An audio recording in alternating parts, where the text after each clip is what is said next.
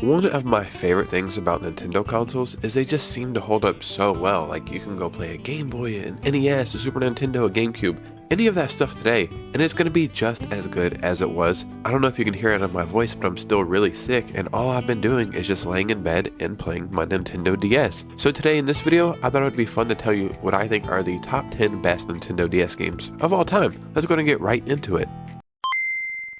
Yes, I'm still very sick, but you have to look in the good in everything, and I'm supposed to be laying in bed, not doing much, and I've just been playing my DS non-stop, and it's surprising how so many of these games are still so freaking good, like so good. So I'm going to tell you the top 10 best DS games in my opinion, and sorry that I sound like this. I'm taking medicine and doing everything I can. Apparently I'm just cursed. I don't know. Before we get started, if you could please hit a like and subscribe. It would really mean the world to me. We're on our way to 6,000 subscribers. It's freaking mind-blowing. Thank you so much.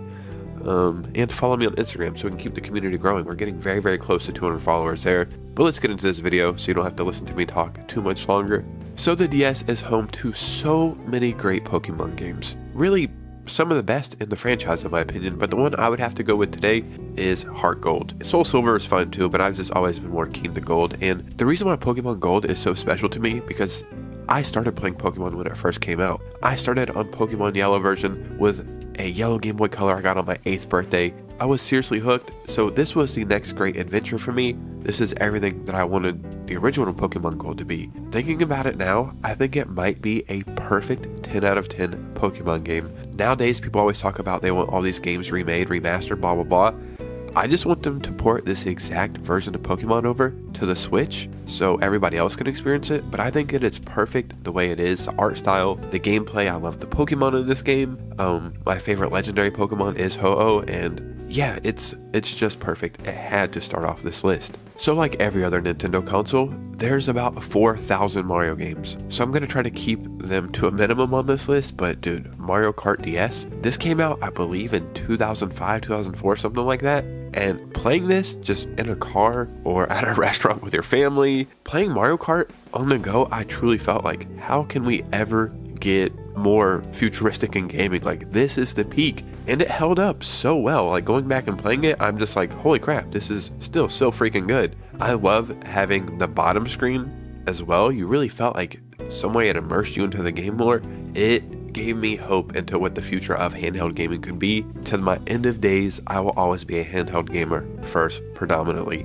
I think that's why I love the Switch so much, because it just brings me back to that childhood wonder. And now in the year 2023, for the past 2 weeks, 99% of the games I have played have been on my Nintendo DS, and games like this are the reason why. So a game that I didn't know about the first time around was Ghost Trick. Like, it released for the Switch, and I was like, wow, that looks really, really cool. So I looked it up, and it turns out it was on the DS, and it turns out I owned the game, because I had like a DS, like 1 in 200 game thing. I don't know what it's called, like an emulator thing. So I went back and played it on the DS. I never even played the Switch version. This game is freaking fantastic. What a cool concept. So if my memory is correct, the game starts off like you die and you can't remember why your life was taken. And then over the course of the game, you will go and help other people like not die. Like, you're a ghost and you do tricks, hence the title Ghost Trick. But for example, like, there's a man about to shoot a woman or rob a woman. You need to manipulate objects around him to stop him from doing that to that woman. So like, there could be a beam or something, or like a object above him. You will go and use your ghost powers to manipulate that object, make it fall down and kill that man or hinder that man to save that woman. It is such a freaking cool concept. If you have an opportunity to play this on the Switch, do it. But if you can go back and play it on the DS, I think the charm is there. So at first, I was not a fan of the stylus. Like, I just came from playing Game Boy Advance. What is this little pin thing? Like, at first it was cool, and then it became too much. But a game that really made me fall in love with the stylus was Kirby's Canvas Curse, or Kirby Power Paintbrush, depending on what region you are from. And it's a platformer, but you have to use the pen to manipulate the world and to draw the path in which Kirby moves, I guess. I would almost argue that it's like a rhythm you have to get into, because you can't just draw lines here and there. It kind of becomes too finicky. But once you get into a motion or a rhythm of where you want to go, if I move Kirby here, he's going to move there, so I already need to be thinking about the next area I'm going to draw for him to go. I never played this game like back in the day. This is something I recently played a couple months ago. It reminded me of a lot of the risk Nintendo takes. I'm not saying this is a big risk, but it shows me like that charm that Nintendo isn't scared to go out of the box sometimes and just do something a little wackier, and a game like this is the perfect example of it working. So my favorite Zelda game of all time is the Wind Waker, and I'm currently playing through it right now on my computer. You may not know if you weren't around, but there's a sequel to that, and the game is The Legend of Zelda Phantom Hourglass, and yeah, that's exactly what this game is. There's not a lot for me to explain here. It's a very, very cool Zelda game. It really made me feel like I was playing something super 3D and super futuristic back in the day. Now the graphics are dated, but it still holds up, and it's a direct sequel of The Wind Waker.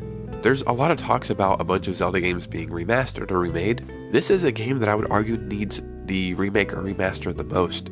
This would be a phenomenal remake, or if they did a Wind Waker Phantom Hourglass package remake, holy crap, that would be amazing. The year it came out, it won so many Game of the Year awards from GameSpot, GameSpy, IGN, and a bunch of other publications, and yeah, if you've never had a chance to play this and you're a Zelda fan, I would argue this is a must-play game. So another DS game that made me feel like I was in the future was Super Mario 64 DS. It's exactly what it sounds like. It is Super Mario 64 on Nintendo DS, and some way, somehow, it just worked. I don't know. One of the coolest things about playing Mario 64 back in the day was like all these little conspiracies and rumors like, can you play as Luigi? Can you play as Yoshi? I heard you can do this and play as this character. A lot of it wasn't true, but in this game, you can play as other characters. I think it's just a gem of a Mario game. This is something I actually go back and play all the time when I'm bored and I just want to play a Mario game for like 15 minutes. I just play it on the DS, and yeah, it's a lot of fun. It's not a lot for me to explain. It's Mario 64 on the DS.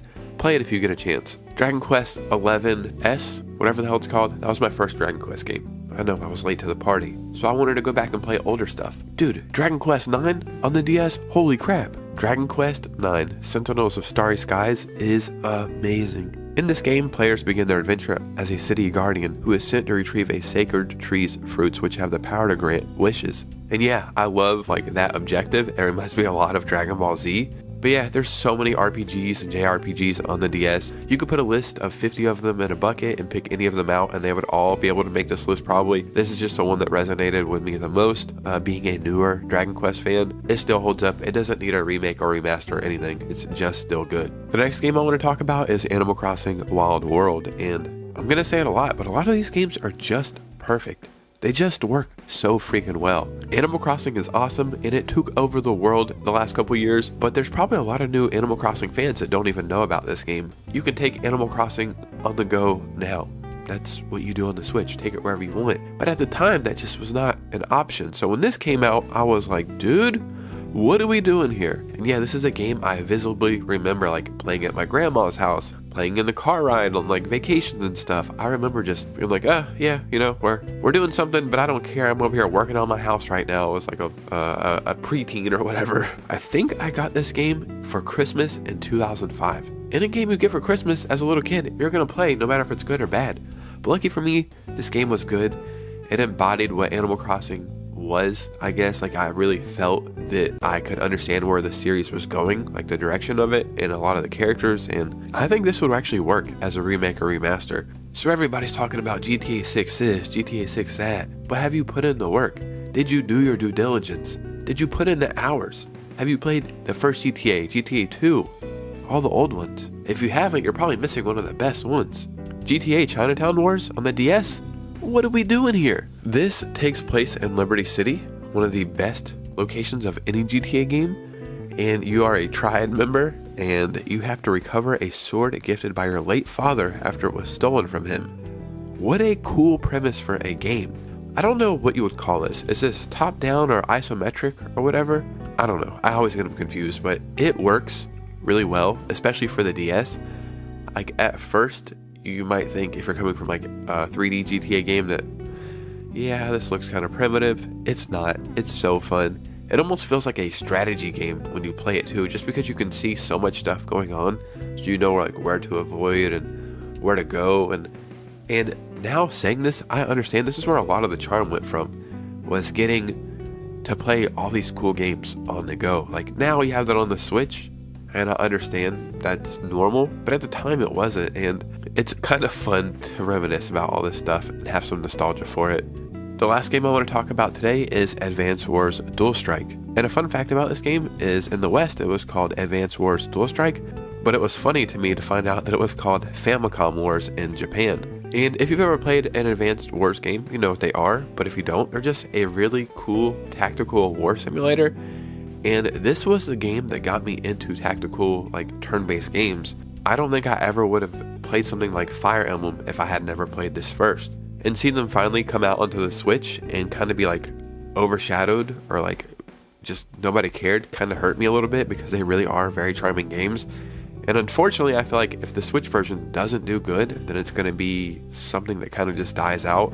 And they give me that feeling of like playing like Worms or something on the PC when I was a little kid. Like, I'm pretty sure this was the first time I played anything like that, so I would have never played those games on PC, or like I said, Fire Emblem or a bunch of other stuff, if I had never played this first, because this showed me how fun something like that could be.